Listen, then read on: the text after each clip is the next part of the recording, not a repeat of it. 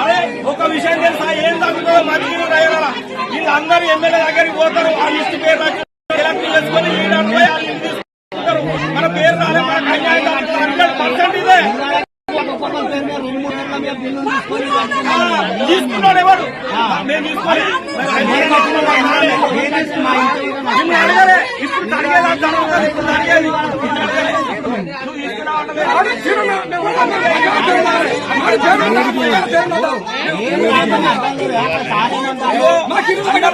దయచేసి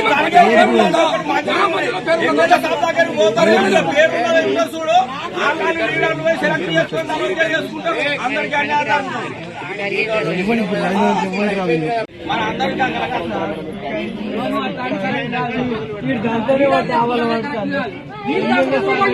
అరే నా పేరే లేదు, అప్పుడు నేను చూసుకున్నాను. నా పేరే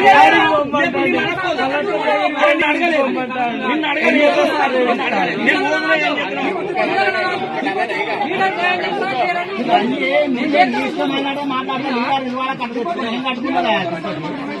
వంద చూసిన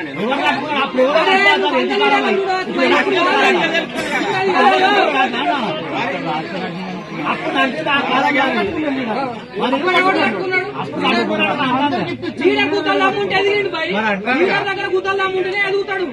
100 మంది సర్పంచ్ ఉన్నాడు, పొలంపల్లి సర్పంచ్ ఒక్కడే పెద్దోడు ఆయన అనుకో, నేను పెళ్లి 100 సంపాదించుకున్నాడు ఆయన. మా పేరు మా పేరు అంటే జరిగేది ఇది,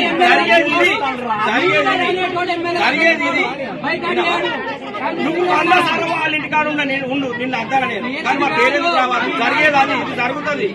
అక్కడ సార్ ఏం చెప్పిండు, శాసనసభ పేరు చెప్తానని చెప్పిండు. అందుకే అంటానా, లేకపోతానా? సార్ చెప్పిండు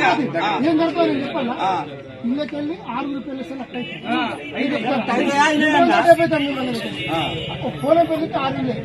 అది కూడా కూర్చుందానికే 100% చెప్పారు. పేరే లేదు, నాకు కావాలని రాదు. పోలంపల్లికి సెలెక్ట్ అయింది 19 సంవత్సరాలు. చెప్పు, ఏం సర్వే చేసి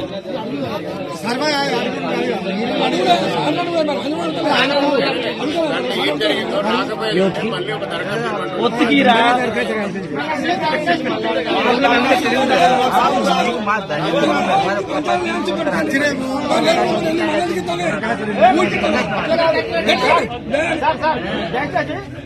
ఈ సెలెక్ట్ మొత్తం ఆపింది, ఆపి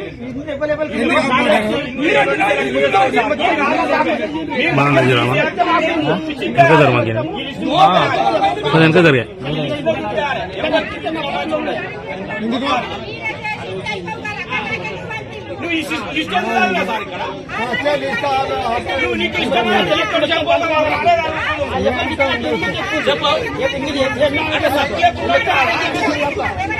వాళ్ళు ఇచ్చు చెప్తే ఈ సెలెక్ట్ మొత్తం మంది కావాలి. Case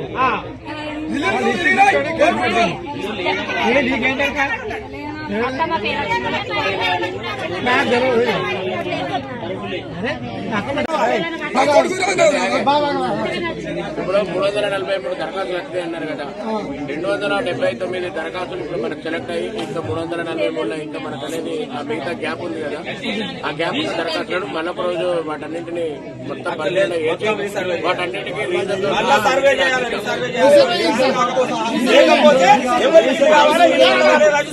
officer పెట్టుంది. ఇప్పుడు గ్రామ కార్యదర్శులు ఇల్లు ఉన్నాయి, అంత బాధ్యత రహితంగా అవుతుంది. ఇదండి ఇప్పుడు మా ఊళ్ళో పిల్లలు వచ్చిన తప్ప చెప్పింది, మొత్తం కూడా మన మల్టీపర్పస్ వర్కర్ కొడుకు తప్ప చెప్పింది. ఇలా బాధ్యత సార్, ఇది గవర్నమెంట్ పద్ధతేనా?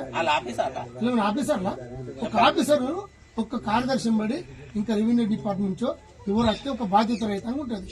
ఇప్పుడు ఎవరు ఇప్పుడు దీని బాధ్యతలను నక్కడైనా వహిస్తాడా, లేకుంటే దుబ్బాలైన కొడుకు వహిస్తాడా? ఆయన ఏమని అడుగుతావు? నువ్వు ఒక ఫోటో తీస్తావు, మధుకర్ తీసింది. మధుకర్ ఏమంటే నేను ఫోటో తీసి పంపినా నాకెవరికి అంటాడు. మా పేరు లేదంటే మేము గల్లబట్టి అడిగేటువంటి ఒక బాధ్యత ఇవ్వని పెట్టాం. అదే గవర్నమెంట్ ఆఫీసర్ అంటే అలాగే అడుగుతాం.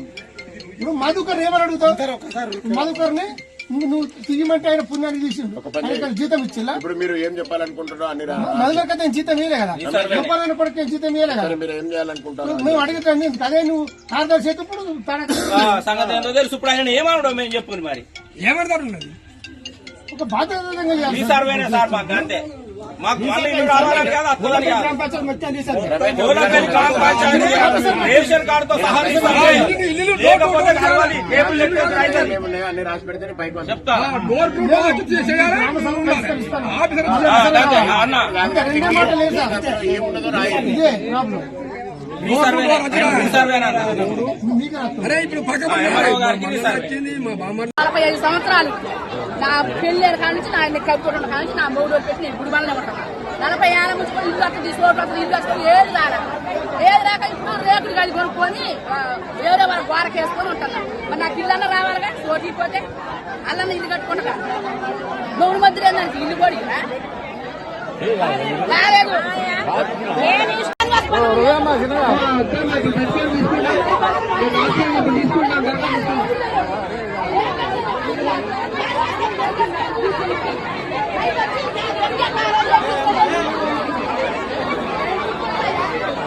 ఇంటికి వచ్చి సర్వే చేసి భూములు ఉన్నాయా లేవా అని చూసుకొని పనికి పోతున్నారా పోటలేదా చూసుకొని అని మీరు సర్వే చేసి ఇవ్వండి దయచేసి, అంతే. లేకపోతే మీరు ఏడో కూర్చొని ఆఫీసులో కూర్చొని చేస్తే ఇక్కడ ధర్నాలు అయితే చేస్తాం.